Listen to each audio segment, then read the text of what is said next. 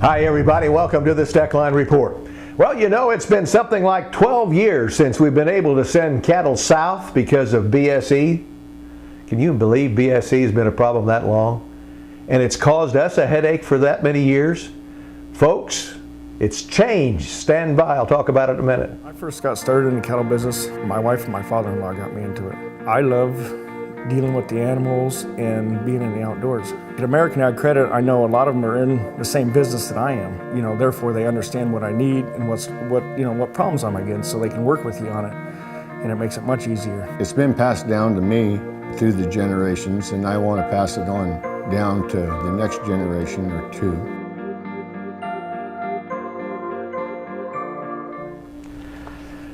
Well, after a 12-year ban on feeder cattle and slaughter cattle going south, folks, we've got it changed. It looks like U.S. cattle and pork producers now can expect a better market as they go south to Mexico and even Peru under a pair of agreements that those countries announced with the USDA just about 5 days ago.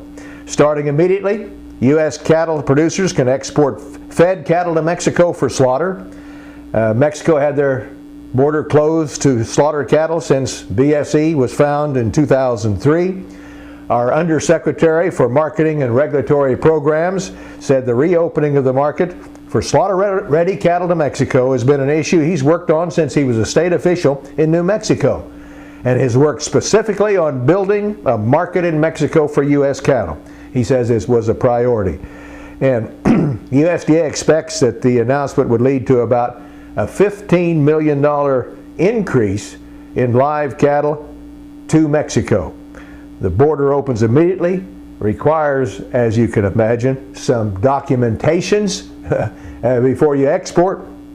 I hope that isn't a 2-week deal, but in any event, this is good news. And then on top of that, they announced that they have reached an agreement with Peru to expand sales of fresh and chilled pork products to that country. Speaking of beef products, boy, we're importing more and exporting less. Not a surprise. This is the second month in a row that I've told you this is happening. But listen to this. Beef imports were up almost 50% during February, 48.8%. Most of that increase is coming from Australia, Brazil, Mexico, and New Zealand. It's primarily fabricating beef, we call it. It's not the good steaks and excuse me, and roasts that we like to have, but it helps our hamburger and a few things like that. It doesn't make any difference. It's still imports. Beef imports amounted to almost 15% of our total U.S. production during February. Now, just in opposition to that, exports were down about almost 3%, 2.6 in February. That was primarily because of Mexico, Hong Kong, and Canada, they say. Beef exports equaled about 10% of February production. Imports from Canada down 15.2% in February. Imports of cattle from Mexico up 3.5%. And of course our dollar hasn't helped us much. That's one of the reasons why our exports are down, not only for beef, but for all farm products, no doubt about that. This is an interesting point. What about beef demand right here in the United States?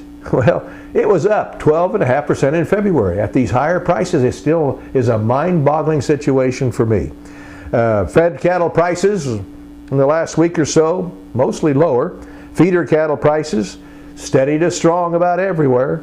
It looks like we're still looking at 400 to 500 pound cattle in that 309 to make it 3 to 340 area.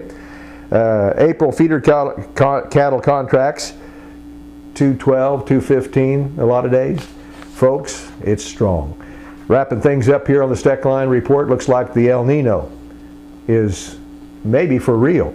Pacific Ocean, warm, much warmer than usual at this time of the year. And that tells us, along with lower trade winds, that supposedly the southern 25% of the United States would be wetter than normal if all this takes place, according to the meteorologists that supposedly know. I say supposedly because if they do, it's a new one on me. But in any event, this is a wild shot. I just thought I'd throw it out to you. I think most of the moisture would even be south of us in Kansas, but it doesn't make any difference. We might look for maybe wetter weather if this El Nino continues to strengthen in the Pacific.